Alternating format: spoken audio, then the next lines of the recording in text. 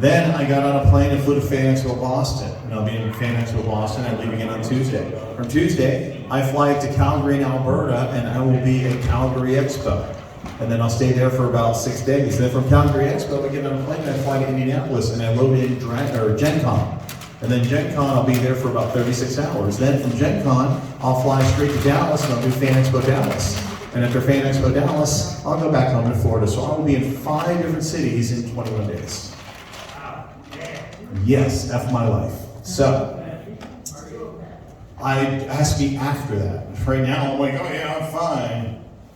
Almost out of posted. Literally, whenever you see me look at my watch, it's because Dragon Con is still running, and my staff is there running events, and I'm remotely managing a staff in Atlanta for Dragon Con while standing here talking to you after managing stuff all week. So I made a conscious decision when we started doing these things that I would do 2 panels whenever the slots are still available.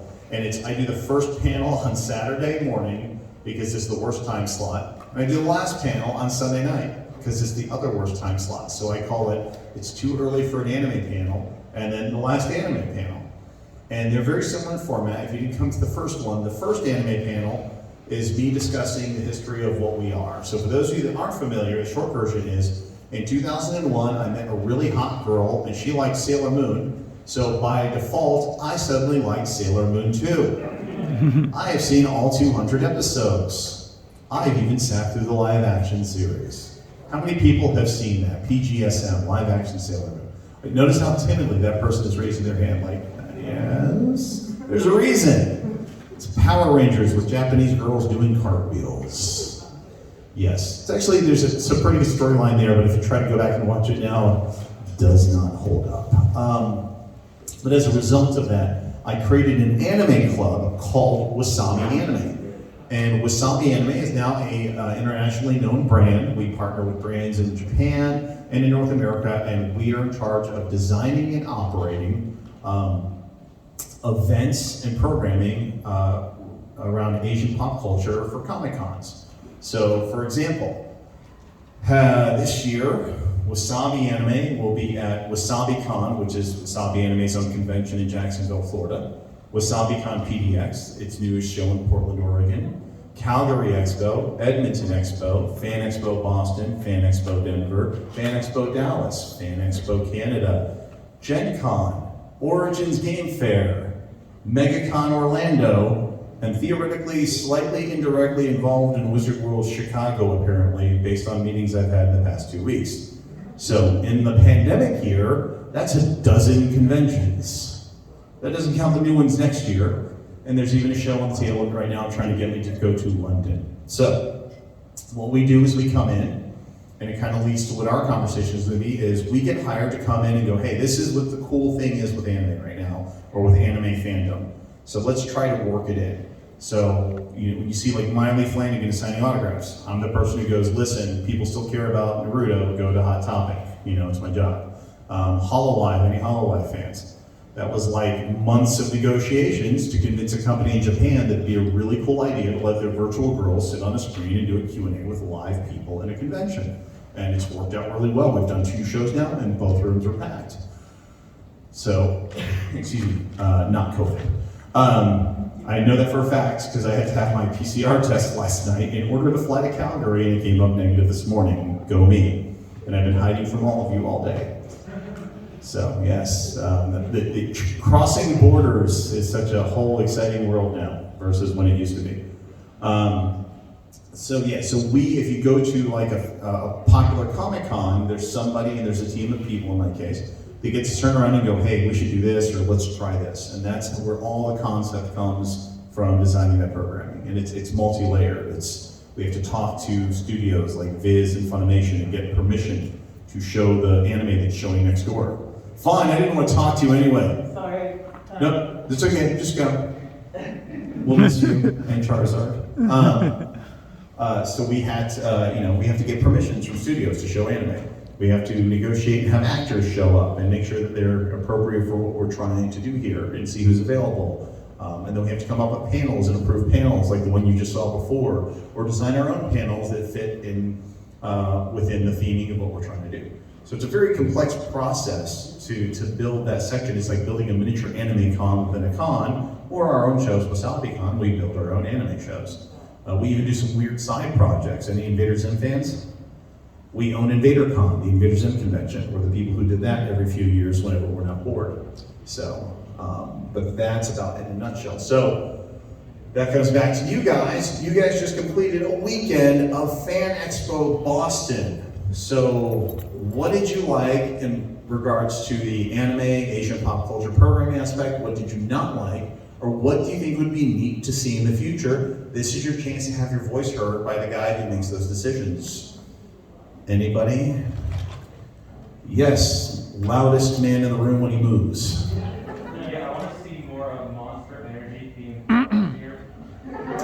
You would have to talk to Ian in our sponsorships department. Not my job, bro, but I appreciate that. Anyway, I'm a sugar free Red Bull person myself. All right. Yes. Everybody would like to see InvaderCon come back. Yes, it was supposed to be, and the reason we were doing that, and I'm going to give you some bad news, we were trying to do that because it synced up with the 20th anniversary. And now the motivation isn't really there to try to push the issue, but in 5 more years, I think we do something pretty big. So, but I don't see doing the, it's the 21st or 22nd, I hate that, that's people just milking it for a purpose. So for the 20th anniversary, unfortunately, it turned into a Twitch stream. If we revisit InvaderCon, it would be in 5 years, 4 years. So, but stay tuned. So, what else? What would you like to see? What questions do you have? I can answer anything about running anime conventions, running pop culture conventions, the trends in Asia. Yes? I'd like to see more manga artists or just animators from the show. So we've had that conversation, and the problem is it's an ongoing argument. There was a show we did, I attended in Tampa years ago, and they had Monkey Punch, who was the creator of Lupin. And he was sitting there, and there was an American voice actor from an annoying anime I know of. And the American voice actor had a huge line, and nobody realized this was one of the greatest manga artists and writers of all time, and he had 10 people on his line. So the problem is, there's a high risk, low yield whenever we bring in Japanese talent. Now, my argument has been, that was a decade ago. I think we've seen kind of a shift in culture where there's a lot more acknowledgement for the Asian creators. And there's a number of markets we're in, and we are having those conversations. I can't tell you the specifics of it, but I can mention that next year is the anniversary for JoJo's Bizarre Adventure. And I'll stop there. So, I agree with you, it's just the mechanics of making that happen, and I have that fight regularly on your behalf. But good question, legitimate feedback that I completely agree with. So, questions, comments before I tell you dumb stories? Anybody? Nothing? You guys are way too, oh, thank God, yes. More VTuber stuff. Based on the success of HoloLive, I would bank that might be a probability next year. So, we sold the merch, we got the numbers, we'll see how the next 2 shows go, and then we'll go from there. So, and now that we've figured out the mechanics of doing the 2-way communication to make it seamless, it's honestly a lot of fun. So I know the girls have fun because we have a meeting afterwards with everybody. What you don't know, who's in the HoloLive panel? Anybody? What you don't know is where you see myself on stage and the 2 ladies on screen. There's 6 other people hiding in that Zoom call with their cameras and mics off. And it's like the VP of HoloLive and Cover and their corporation and their tech manager and agents. So like these girls are nervous because there's like everybody from the company hiding behind the scenes while we're doing what we're doing. So, but we get through it okay. So, yeah, I would expect that we have figured out the hybridization model pretty well. My dream model is to take an American voice actor and have them on stage live, and then have their Japanese counterpart on screen with a translator. And I'm actually working on a concept for Fan Expo next year, so stay tuned. Good question. What else do you want to see at your future conventions that has to do with anime, manga, or Asian pop culture? If you tell me nothing else, that means I'm just doing it damn perfect, and go me. I'm sorry, are we interrupting you? Okay. Sorry.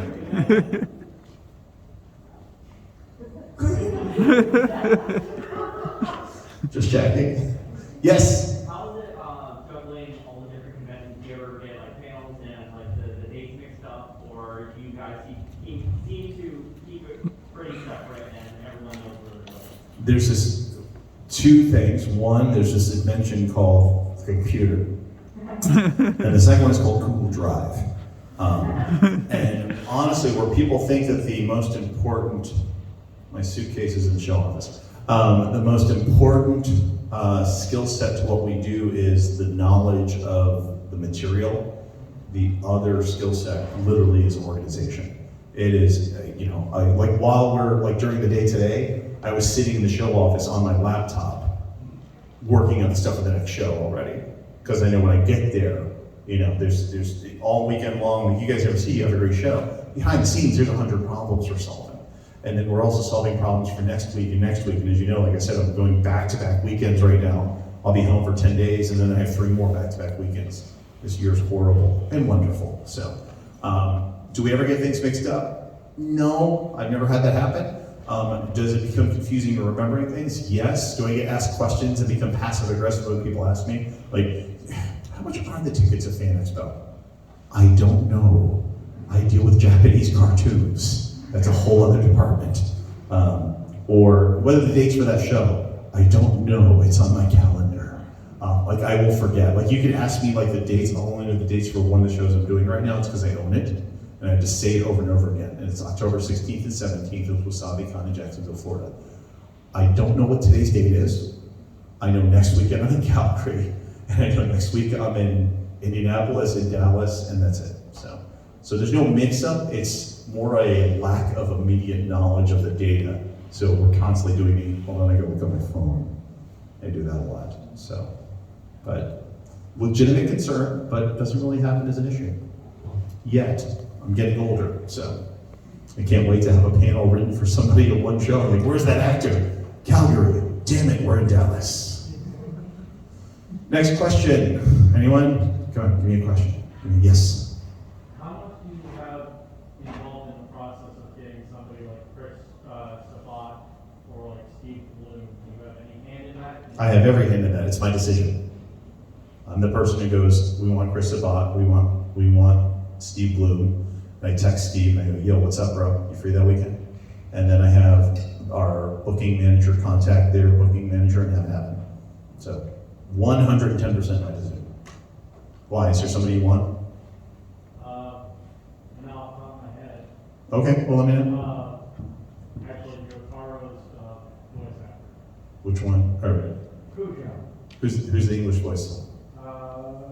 Find out, let me know, keep it in the back of my brain. Because like I said, next year's a big JoJo's thing, so I gotta plan around that anyway. Yes? Can you get some of the voice actors for Demon Slayer? Yes. Have I mentioned my convention?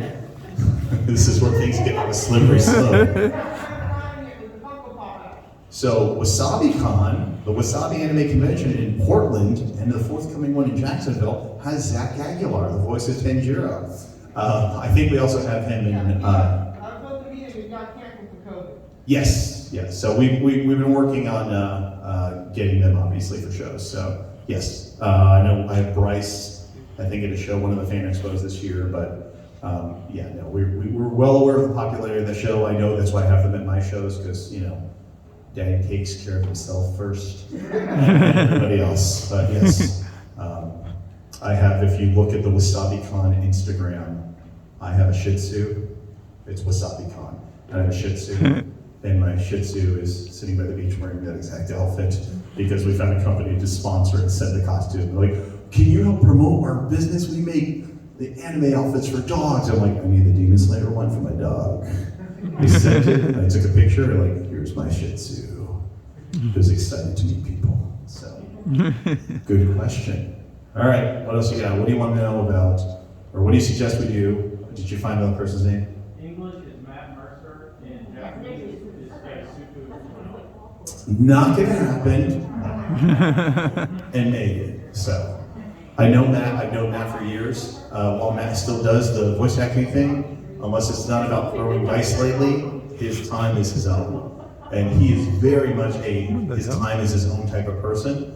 Like literally, there's a convention that will take place the same weekend as Burning Man, and I've offered him a stupid amount of money to come to the convention, but he's like, dude, Burning Man. I'm like, okay. I'm not making that up, by the way. So, all right. Suggestion, let's go with you. You have any that anybody Boston? No, but they're friends of mine. Victor Lee and the whole team over there, they're good people. Literally, the only time we see each other, though, is never when I'm in Boston. It's always when we're both in Tokyo. So last time we saw each other was October 2019. We were all there for the Tokyo International Music Market, scoping out bands for performances. So, but no, great show, great people. Yes? Yeah, it seems like all the animes that are shown in this conference are the English dub versions. Yes, that's because we have the English voice actors here. But can we not do that, or at least have options to see the proper? It's tricky because when we get the licensing from the conventions to show this, they usually want the English, and we don't feature Japanese voice actors in the viewing or signing autographs. Now, the moment I have a Japanese voice actor and I have the anime showing, I'll flip that switch. But for consistency purposes, we can't. What? We actually have Gunsmith Tap OVA. We have what? We have Gunsmith Tap OVA. And oh yeah, that was subbed, right? OVA. Right. Oh Yeah. OVA. Yeah. no, that's not what OVA means. Okay. I apologize to everybody. That's my wife, so I can be mean to her. I love you. OVA in English basically means limited series. Oh, no. There you go. But yes, it was subtitled. Yeah, so that one was up, and they had one, Anime Diego. And, great anime from the It 80s. is really old, but it was really. It's really good. It's the remastered version, so. All right. But no, I understand what you're saying, because don't tell my friends, but I watch subbed anime, or I do not like dubbed anime in any way, shape, or form. There's one good dubbed anime, and it is Cowboy Bebop. So, I think if you take a poll, most people don't like the much. yeah. Only thing I did think about this weekend, which made more sense to me, and I should have thought about later, is we actually technically need to turn on the subtitles and leave it in English. Yes. How do you watch TV, Shannon? How do you watch TV? No, you can leave it in English and put the subtitles at the bottom. Then you can see how poorly they're translating it. That's why I want to do it. Yes. How hard would you say it is to start your own convention? How hard is it to start your own convention? Here's my advice. Don't. It is extremely hard. The trick is, I have done this for so long. I have a blog. It's my name, tomkrim.com or geeklytravels.com. And every year, because I live in Florida for the past 7 years, I started tracking all of the conventions that would start in my state with all the conventions that exist. So now when you go to the most recent blog post in January, it's here are the conventions that are going to try to happen this year. Here's the conventions we don't have dates with that are supposedly happening, and here's the list of all the dead conventions. And what usually happens is people go, conventions start for one of two reasons. Number one, there's a need in the area, and I think I should create a convention to support my fandom. And that happens. It's very rare now because conventions are common, but it does still happen. Hey, I'm going to start this convention in the city because there's no anime content in town. But that's the rare version of what happens. The other one is what we call the spite con, which is, I went to this convention, I worked for this convention, I hated somebody at this convention, I hate you, I hate everything, and we're doing it for the fans. I hate that quote. And then they start their own convention in the same town where there's already a convention running. We can do it better. And 90% of the time, that does not work out. 10% of the time, it does. But 90% of the time, it doesn't. So whenever somebody starts a new convention, and their fans start a convention, here's what happens. Year one, we did it. Year two, we made money because people showed up, and now we're going to overspend. Year three, oh God, I had to mortgage my house. How can I pay it off? And then there's no year four. So the average gestation of a new pop culture convention for a genre is 3 years. And then people like me that are really old, because I've been doing this since 2001 when I started Wasabi Anime, sit with popcorn and go, you're making a mistake. And they go, shut up, old man. And I go, okay. And then I come back 3 years later. And then I'm a complete dick about it, and I buy the domain for their convention and forward it to mine. Have I done that? Yes, I have. Yeah, people try to start conventions to compete with me in Jacksonville, Florida. I own their domains now, and it points to my convention instead. Somebody tried to use my name in Denver, Colorado. I sued them. I now own all their domains, and it goes to my convention. It's fandom, it's fun, but